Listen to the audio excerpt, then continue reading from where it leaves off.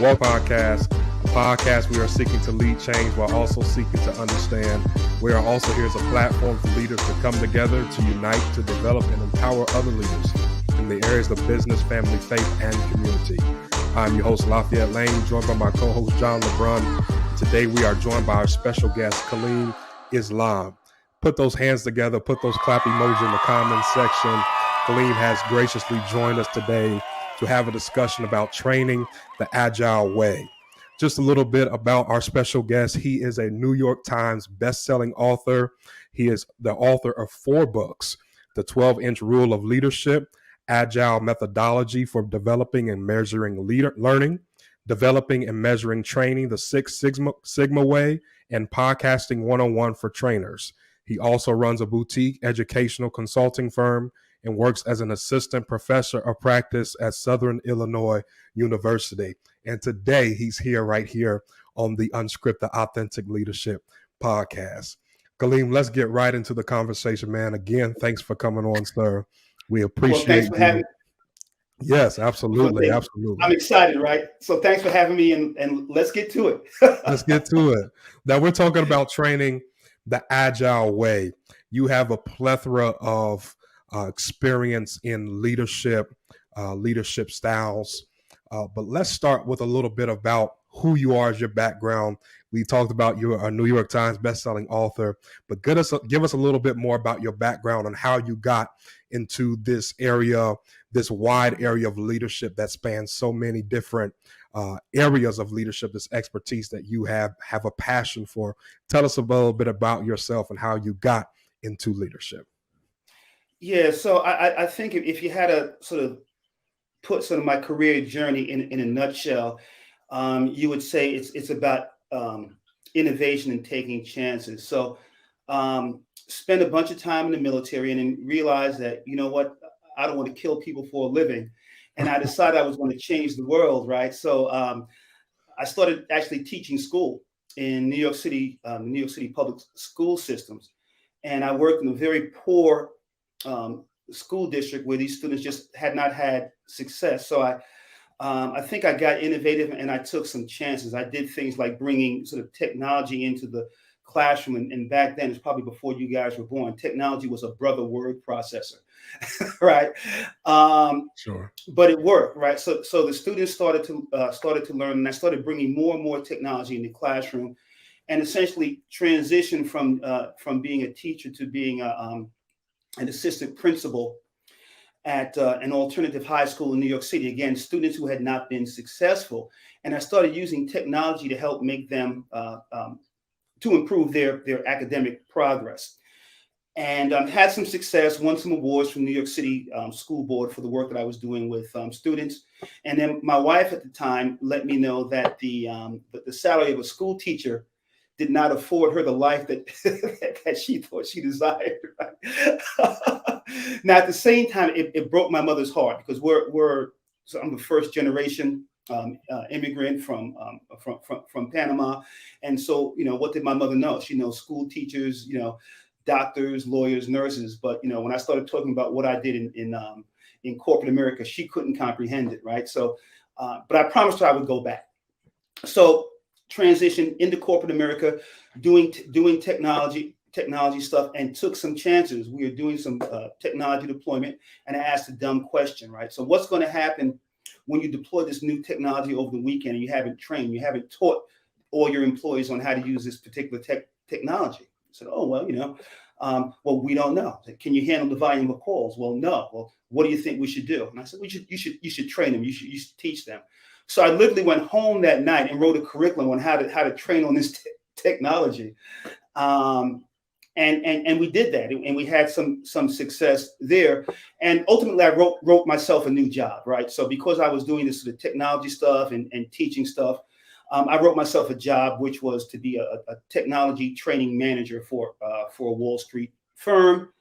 Had a bunch of success there, and then started taking some more chances. I started bringing in what was at that time called Cd-Rom Training. Again, probably before your guys' time. You used to have to actually program the training onto a physical CD-ROM and then ship the CD-ROMs to wherever folks were so that they can do the training. That was innovative at the time because it didn't exist, right? So the only way people could get trained was actually going into a classroom. So we had success there. I sort of kept moving up the career ladder and left for a larger Wall Street firm where I started doing something that was, again, innovative and sort of the taking of chances. I started bringing in e-learning, which didn't even exist at the time, but I was sort of on the bleeding edge. Again, had some more success, got some more responsibilities, and then it hit me that this is not about the training, it's not about the technology, it's about the leadership. So if you don't have leadership that involves people, that gets information, has back and forth conversation, up, down, and sideways, things don't work.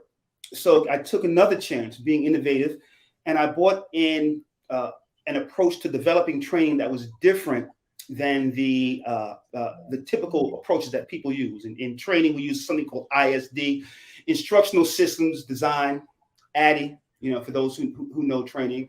And I said, nah, that doesn't work. It's not working. There are problems. So I introduced Six Sigma as a methodology to design and deliver training. That worked well. Over time, we saw that the tail started wagging the dog, and Six Sigma, the administrative burden of Six Sigma was too much. So we switched on a dime, and we adopted Agile methodology as an approach to developing training, and it totally transformed the organization in a couple of ways. One, for anyone who knows anything about Agile, it comes out of software development. But at the company where I worked, it was a training group that introduced Agile to the company. So again, we introduced it, or I introduced it. We had a lot of success with it with the learning organization, and ultimately the larger Wall Street firm adopted Agile as their approach to doing business. So taking chances and being innovative is sort of this stuff in a nutshell in terms of my career journey. Amazing. You said a few things there that you talked about innovation, but also what I heard from you was that you are a trailblazer, because you said that you did things there was no template for, if I'm understanding you correctly. Yeah. That was a big challenge. That was a big challenge, because when we introduced it, a lot of the things that we were introducing was never done in the sphere of training and development. So we had to essentially create the template. It's really popular now, or becoming more popular. But at the time that we did it, there was no model for us to build on. Sure. That sparks a question in my mind for you. What would you say to those people who are in leadership that don't have a template to follow, just on a larger scale, that they are afraid to be a leader in whatever area they're in? You're in the IT, technology, the financial sector, whatever sector that is. What would you say to those who don't have a template to go after it? Well, I think that you should probably reconsider your role as a leader. So I think one of the things a leader has to do, they have to be willing to trailblaze. They have to continually look at the vision of the organization, and they have to continually communicate that vision, communicate that mission, and figure out ways to help the organization get there. Now, I would also say that a lot of times it's not going to come from you as a leader. You have to get information from wherever it exists, best practices, research studies, other practitioners who are doing it. But if you believe in something, you need to go all in. You can't be lukewarm. Yeah. So what is your leadership philosophy? You talked about training the Agile way, the Six Sigma. What is your philosophy when it comes to leadership? So I believe the best leaders are servant leaders. I always looked at my job. Well, I can't say I always looked at it. At some point in my career, the light bulb went on. And I realized that it's my job to help people reach their dreams, whatever those dreams are. So if that dream was, I don't want to work in your organization for the rest of my career, I want to go in a different direction, or I want to get your job, then my focus every day was to help the people that work for me achieve their dreams and get to where they wanted to be. And once I adopted that methodology, that philosophy, believe me, my leadership skills increased tremendously. And it was borne out in terms of sort of productivity numbers, leadership scores, corporate leadership scores, employee engagement scores. They just shot through the roof because people realized that this guy is going to do what's right for us. And I want to tell, a story that highlights that. At one time in one company I was working for, there was another individual, a very talented, bright young lady, and myself that were vying to basically head up the global learning organization. And the company had to make a decision. And she and I we were in conflict a lot. I mean, we were vying for the same job. There was a lot of conflict. And quite frankly, we really didn't like each other. Right? But it turned out that I actually won. So I became the head of the global learning organization, and she was reporting to me. But with my philosophy, I said, hey, listen, now that she reports to me, she's someone in my organization. My job, regardless of whether we get along or not, my job is to help her become the best that she could be. Right. So we sat down, we had a bunch of conversations, quite frank conversations that, hey, listen, I get it. This is probably uncomfortable for you. We were vying for the same position. We haven't gotten along. I said, but I promise you, okay, we are where we are. And I will do everything that I can do to help you get where you want to be. And if it means taking my seat, that's okay, because I don't want to be here for the rest of my life either. I want to, do some other things. And we started working together. And what I started doing was identifying the skill sets she had, the things that she was really good at that I wasn't. And she was really, really good at EQ, emotional intelligence. So I started taking her to meetings with me, and then we would debrief, and that helped me out a lot. Now, one of the things that where she had an opportunity was she was very smart, one of these Ivy League educated folks, and she liked letting everyone know that she was Ivy League educated, and that would rub folks the wrong way. So when I was in meetings with her, anytime she said or did something that from observing the room was having a negative impact, we agreed to a signal. I would grab my earlobe, and that would let her know that, hey, Kaliym is observing that other people are having a negative reaction to to how I'm presenting myself. So a few things happened. One, I was taking her to meetings, so she was she was having interactions and getting FaceTime with people who she normally wouldn't, the folks who were the decision makers in the organization, who were going to, if she was going to be promoted, would have to sign off on it. One. Number two, we were working on a weakness for her. And number three, I was getting a lot out of it because she was better at EQ than I was. So she was coaching me, and I was coaching her. So fast forward, this woman who we would basically fight with every day, a couple of years later, after working for me, we were doing a reorg, a pretty dramatic reorg, and she was on maternity leave, and her teams were very, very loyal to her, and she understood that. So she calls me up and she says, Kaliym, I know you're going to announce the reorg tomorrow. My team is very loyal to me, but I want them to know that I'm 100% behind what you're doing. So would you mind if I came into the meeting so they can see me there sitting next to you saying that I'm on board with it? And that, that relationship, from one that was adversarial to one where she was probably my most loyal and trusted lieutenant is something that is one of the most proudest moments of my leadership career. So it goes back to being a servant leader. If you have the mentality that I want to serve people, I want to help people achieve their dreams, it's amazing what will happen, how that transitions organizations, how that transitions individuals. You said a whole lot that that is amazing. Yeah.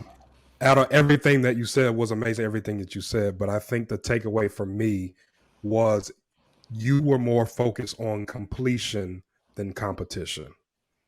And you said that you understood that even though you got the position, there were still some areas of weakness that you had that you saw in her, that she could be a completion to help you complete the job and the task as a leader holistically, than competing with her. And I think that a lot of leaders that are in positions of leadership, if we have that mentality that instead of always trying to compete against someone else or see them as a threat, that what do they have in them that I can take to strengthen myself and to serve them? That was just amazing. Amazing. So thank you. So let me share an opposite story, right? So I do a bunch of consulting, and I consult a lot of entrepreneurs, a lot of small business owners, on leadership things, on strategy.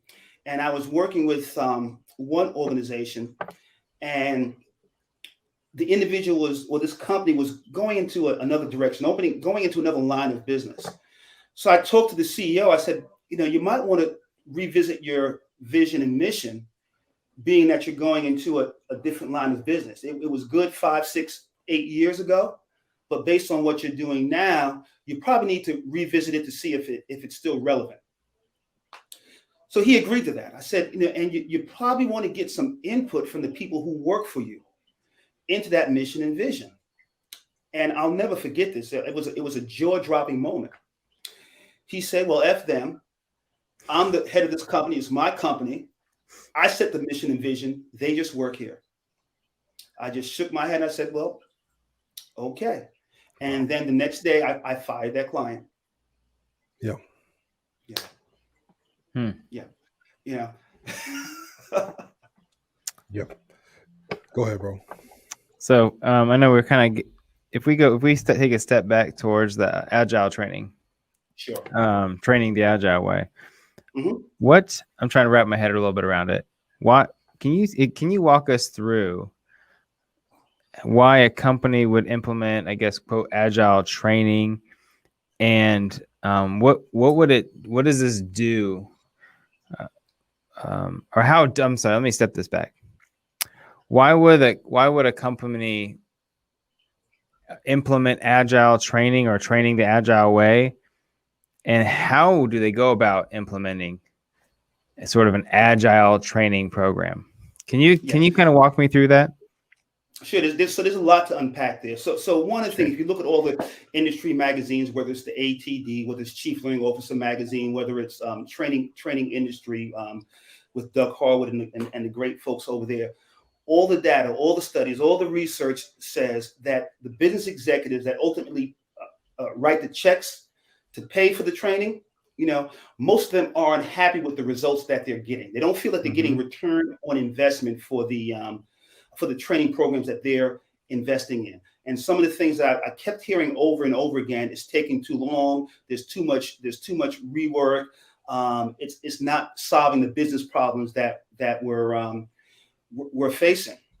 So what Agile does is Agile allows you to get closer, allows training folks to get closer to the business. Number one, it allows more input from the needs of the business. It allows us to stop on a dime and make adjustments. So one example is this, and you guys may have had this experience. The typical training program works like this.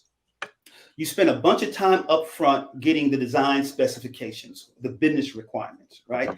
And then you go through another gate. Once you get the sign off there, you may then sort of design a solution. And that takes time. Then you sign off on the design, and then you develop the training, the training program. You got to get sign off there, and then you implement the training program, and you get sign off there. And what we found was a lot of times, after the business requirements were determined and were signed off on, between the time you signed off on the business requirements and you actually developed the training, you would find out that the business requirements changed. Right. And that's because there was no iteration. There was no back and forth communication during the design and development process that allowed you to, one, know that the requirements had changed, and as a result, positioned you to make adjustments based on that. Right. So it was almost sort of throwing stuff over the wall and hoping the person on the other side can catch it and understand what they wanted to do. So that's why there was a need for a different approach from what was currently being used, instructional system design, or ISD. So that's the first piece about the why. Now, the how to do it, I think it's a lot easier now because there's templates out there. There's a bunch of folks that are doing it.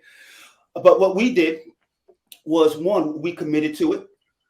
and we went in 100%. So we weren't going to do sort of half agile, half waterfall in terms of our development process. We went all in agile, and we trained the entire organization on the agile development process. And then we had to ensure that the leadership that we were providing, the type of leadership that we were providing, supported the agile approach. Okay. So essentially what you're saying is the programs are customized to the client and created in such that you can adapt and change. I don't know if it's exactly current, but quickly to the needs as the organization changes and grows. Would that Absolutely. sort of capitalize what an agile program would look like versus purchasing a program from a company? It's probably a template drops in, and then that's the program we're using this year, whether it fits or not. Is that kind of what you're saying? Pretty much. What agile is not sort of tethered, okay, to any particular approach. So you may do, let's say, for example, I'm running a training organization, and we're building a training program for company A, right? We may use one method, one approach to doing the training for that particular company. Now we may do a very similar training program for a different company, but because of the culture of that particular company, because of how things are done there, we might build the same program, but build it differently, use a different approach to doing it because the approach aligns with that particular company. So it's really understanding, or I'll say iterating. So one of the things that happens in Agile is you get rid of a bunch of meetings that you don't need to have. Number one, you have clear focus on what's supposed to happen in all the meetings that you do have. So you have what's called sprint planning. And that's where you have a conversation, or backlog planning, where you have a conversation with the business to understand what's everything you need for us to do, right? And then you get agreement on a certain amount of time. Okay, listen, it's called a sprint. Okay, every 2 weeks, in the case when we implemented it, every 2 weeks, we're going to give you something. We're going to give you a deliverable, some training nugget that you can send out to your clients or deliver to your employees. And then you spend those 2 weeks working on it. And then you come back and say, okay, listen, we had this whole backlog, this whole long list of things. We gave you the stuff for the first 2 weeks. Okay, have your priorities changed? Are these still the most important things that you need us to do? And then again, you work on the number one priority for the next 2 weeks. You give them that, and you go back in. So a few things happen. One is you're always working on the item that's the highest priority for the business that you're supporting. Number one. Number two, you're having these meetings every 2 weeks. So if their priorities have changed, if their requirements have changed, you're able to make the adjustments in terms of how you're developing and delivering the training programs. And I got to tell you, I could sort of share with you some of the changes in the leadership scores and employee engagement scores that we had as a result of using that approach. Okay. Is this strictly towards leadership, or is it towards other? Like, for example, when you say things that could change on quickly, first thing that comes to mind is information security. As companies implement those, I do this a lot. I implement information security training programs. The challenge is you want to set up sort of an idea of what would be covered in an annual timeline, maybe once a month, whatever you agree on. But you have to be able to adjust that. Let's say in 6 months, the new threat happens to be a lot different than what you assumed it would be 6 months ago. Is that kind of what you're? That's a very good example. That's a very good example. So you talk about information security stuff, right? You don't know what threats are going to come up or where those threats are going to come from. So if you're doing training, currently you can only do training on what you know. Right. So I think how Agile would come into play. Let's say, for example, the highest security threat at the time that you agree to start developing and delivering the training is one type of excuse me, I forget what you call it. One type of attack. Okay, like so we're ransomware. Because we have this sort of ransomware attack that's coming in. That's the main issue. Yes. Right now, you're halfway through the training, through building the training or developing the training for this particular company, and suddenly on a dime, boom, it's no longer ransomware. It's a phishing attack or some other was it brute force? Something else. Brute force where they just Yep. This is throw brute force more attack. Yep. Yeah, exactly. So we're halfway through the developing the training, and we were going to do training based on ransomware, but something has changed. Ransomware is no longer the number one threat. Right now, the historic way of developing the training is like we still got to go ahead and complete this and build this training out. Agile would say, okay, no, we got it. Things have changed. Let's go ahead and put the ransomware training on the shelf and hold up. We got to get something out on phishing or brute force attacks or whatever the other the number one priority is. So is what you're doing with when you say call it agile, I'm assuming that to me the word and a definition of agile would be like something that can be adjusted, changed as needed, right? To basically give a better impact, impact, I would say, on the organization for what they need, which is great. So is this an uncommon thing then? Is this something that you do that just doesn't seem to be that common in the industry? It seems to me it's becoming more common now, but when we first did it, it didn't exist. Yeah. Essentially, once the requirements were signed off on, you're building to those design specifications, regardless of what happens. Right. So what Agile does, it gives you more points where you're able to go ahead and say, whoa, this doesn't make sense anymore because we got some new information and we need to change. We can't keep throwing bad money after good. Go ahead, Lafayette. Sorry, capitalizing. Oh, no, you're great, bro. You wrote a book called The 12-Inch Rule of Leadership. Yeah. Very interesting title. I want to know the concept. Why that name? What does it mean? Yeah. So, okay. So I got to say, first of all, I didn't start out to write a book called The 12-Inch Rule of Leadership. Okay. Right. I do teach. I've got sort of 1 foot in academia and one foot in consulting. So I was looking to shore up my academic chops, so to speak. So, and I'm also a member of a historically Black fraternity, Phi Beta Sigma. And I joined the organization, darn near 40 years ago. And one of the things that we had to learn to join the organization was something called the 12-inch rule.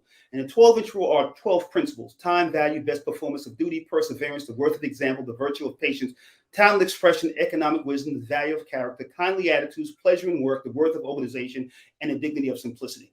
I learned that 40 years ago. I can't tell you what I had for breakfast this morning, but I remember that 12-inch rule. And so over my 40 years as a member of this organization, I started to observe something, that the folks in the organization who were trained like me in the 12-inch rule fell into 2 camps. Those that, like me, could spout it off, without even thinking, and those that would say, hey, that was a long time ago, I don't remember it. And what I started to observe was that those individuals who could remember it, their career trajectories seemed to be very, very steep. And the ones that didn't remember it or said that was a long time ago, not that all of them didn't have successful careers, but their trajectory wasn't as steep. So my plan was to understand this and write an article, get it published, get it peer reviewed and published in an academic journal to understand, to see whether my observation was correct. It's called a phenomenological qualitative study. So I got a bunch of folks to go ahead and interview so I could do this qualitative study.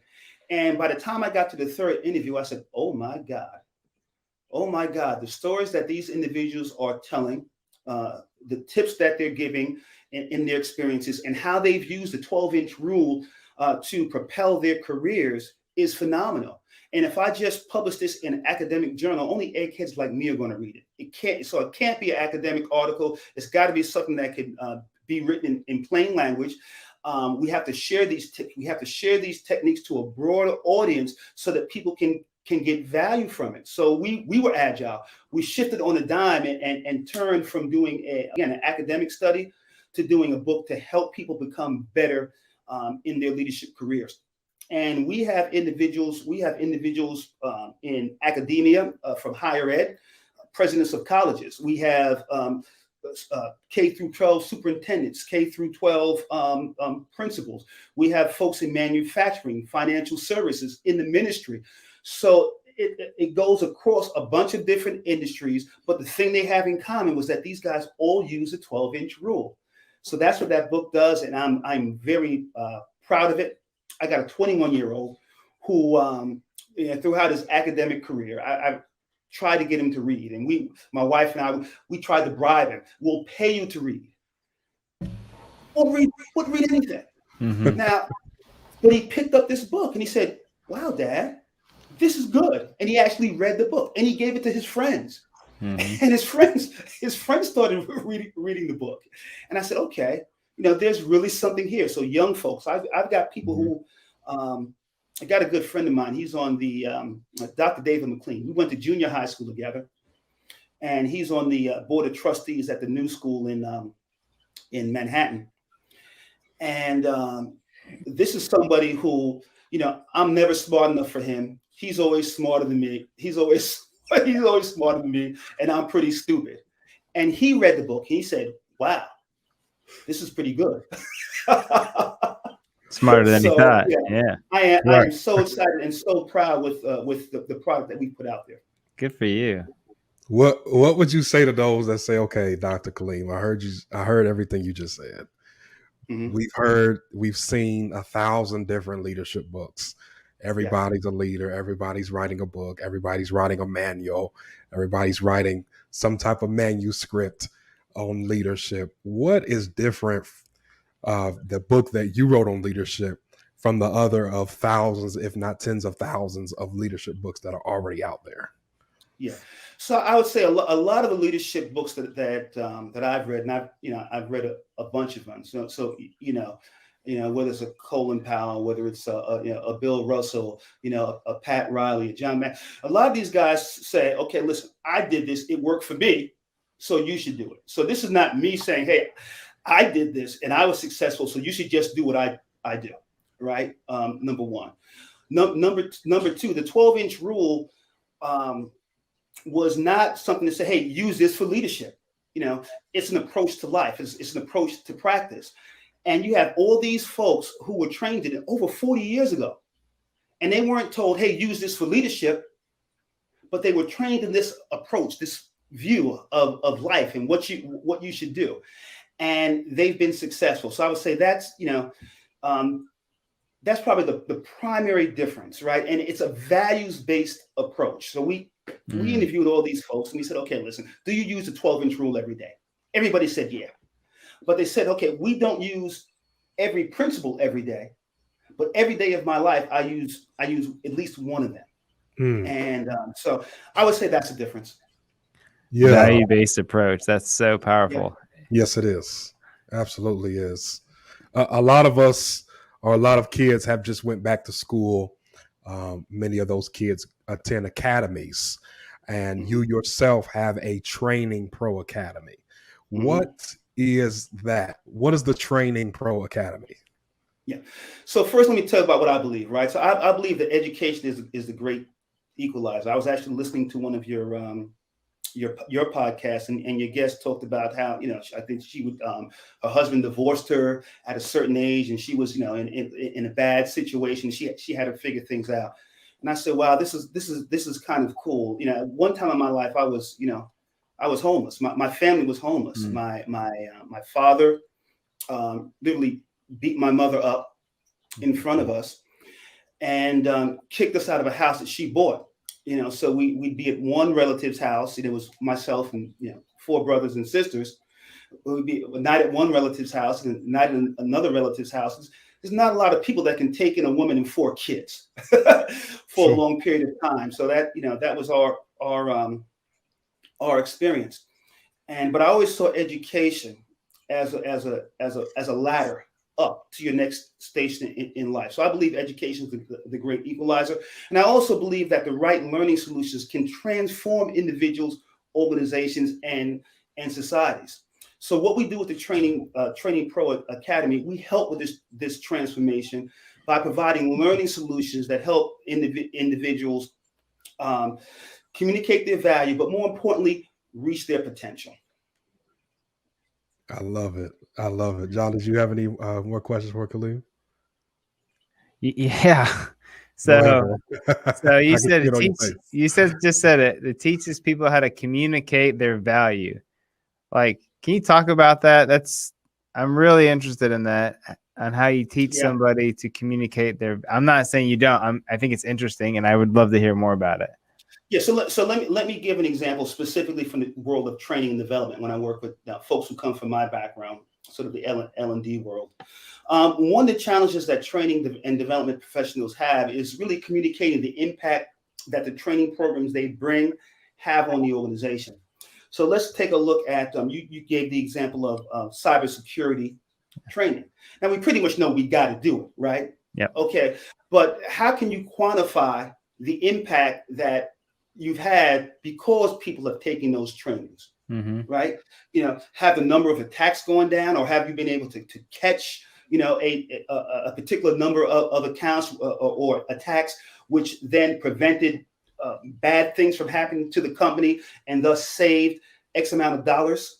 Okay, so we help folks figure out, okay, what's the value proposition for the learning organization that I'm running, and thus, by extension, as a leader of that learning organization, what value am I bringing to the organization? Okay.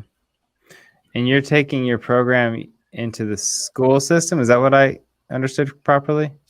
No, this program is essentially for emerging leaders. So it's anyone who is in a leadership position who says, hey, listen, I don't think that I'm sort of getting the attention I deserve. I don't think that I'm getting paid what I think I should get paid, because I think I'm bringing more to the organization than I'm getting paid for. Or, hey, I want to get better in this particular area. So we help them with that. We provide coaching.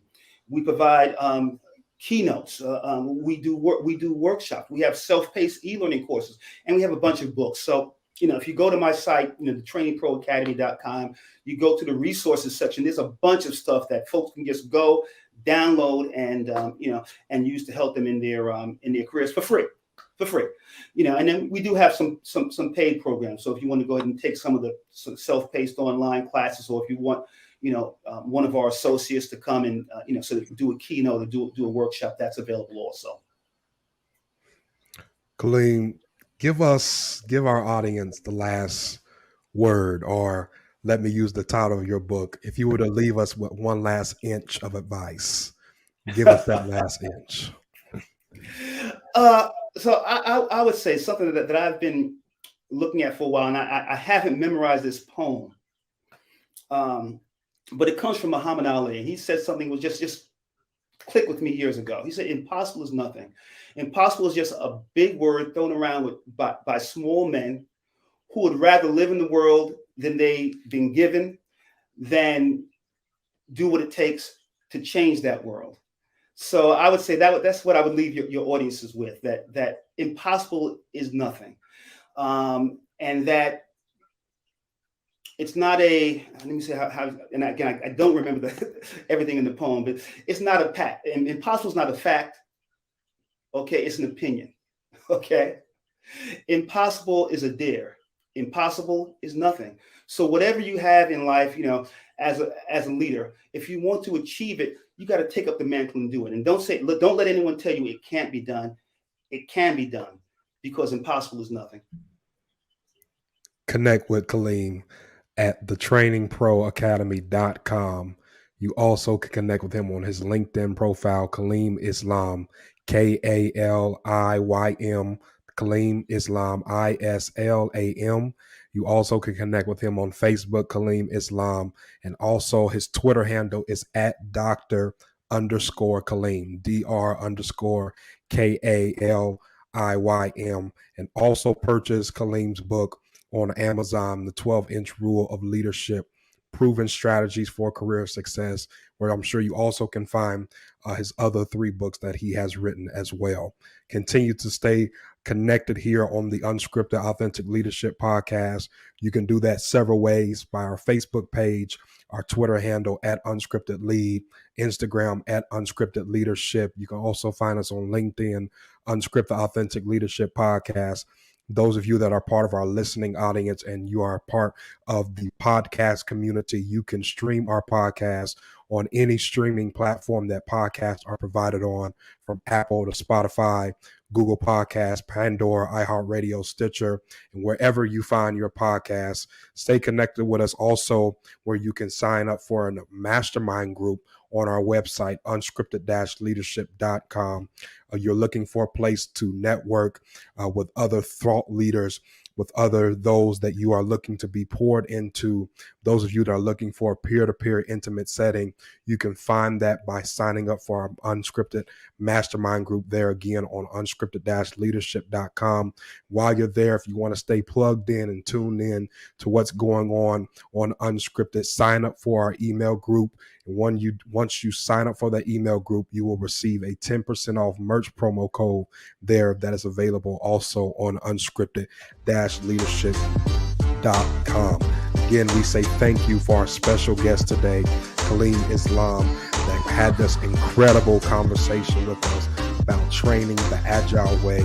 As always, we pray that you be the leader that God has privileged you to be. We are here to build bridges and not walls. Bridges connect and walls divide. Until next time, God bless you.